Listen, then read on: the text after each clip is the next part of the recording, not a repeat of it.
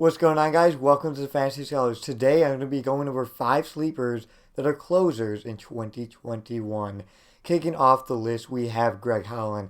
Now, this guy was really good in 2020. He had an ERA of 1.91. He had 6 saves with the Royals. And we recently did a draft on the channel, and he was actually undrafted. It was a 12-man draft, and he was still undrafted, and we have saves and holds in our league, so it's really interesting that he was undrafted. His K per 9 is 9.8, so I do like that a lot. And Greg Holland, you could get super late, and just keep in mind that he may not even get drafted, but have him on your radar because he could be really solid in 2021. Up next, we have Devin Williams. Now, the closer for the Brewers is Josh Hader, and we've talked about him a lot, but if for whatever reason Josh Hader does not do well or he gets injured, Devin Williams is next in line. And this guy is really good. And if you need a setup guy or holds guy, Devin Williams is a guy to for sure target. And he could very well take over the closer role if Josh Hader gets hurt or obviously, like I said, does not do that well. But last season, his ERA was .33. His K per 9 is 17.7. This guy is striking out 2 batters per inning. He looks absolutely electric. Keep him on your radar. I would for sure draft him if you are in a hold league.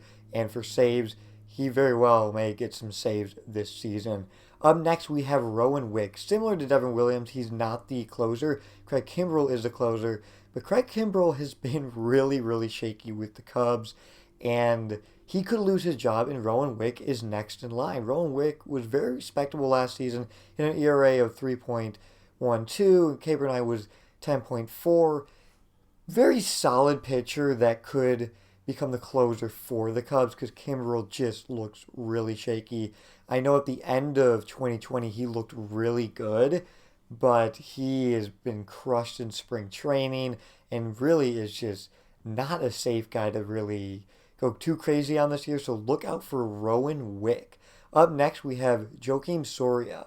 Now, he should get the bulk of action in the 9th inning, and this is a guy that has several career saves, and just brings that experience to the Diamondbacks, and that bullpen is really shaky, and they don't really know exactly who's going to be the closer, but Soria could really become that guy. Last season, he had an ERA of 2.82. K per 9 was 9.7. So you do like to see that. And I think he's going to get a bulk of the action in the 9th inning for the Diamondbacks. And you can get him really late. So keep him on your radar for sure. And last, we have Drew Pomeranz.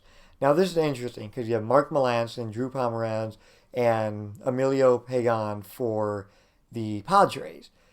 It's interesting because it's like, who the heck is going to close? Right now it's Mark Melancon, but Mark Melancon is fairly old. He's like 35, 36. I know Greg Holland is also old, but Melancon doesn't really have like that great of stuff. His breaking stuff is really good, but his K per 9 last season was 5.6. Really iffy versus Drew Pomeranz, who had K per 9 was 14.0. So I think that the Padres are just going to trust Drew Pomeranz more. And I know Mark Melancon has the experience, but I would kind of lean in the Drew Pomeranz corner for the bulk of save this season for the Padres. But it's kind of a toss-up, so really keep him on your radar because if he does become a closer and does well, that is massive for the team, for a team that's going to win 90-plus games, and you have their closer. That is huge. So definitely look at Drew Pomeranz this season. Thank you all for watching. Stay tuned for more.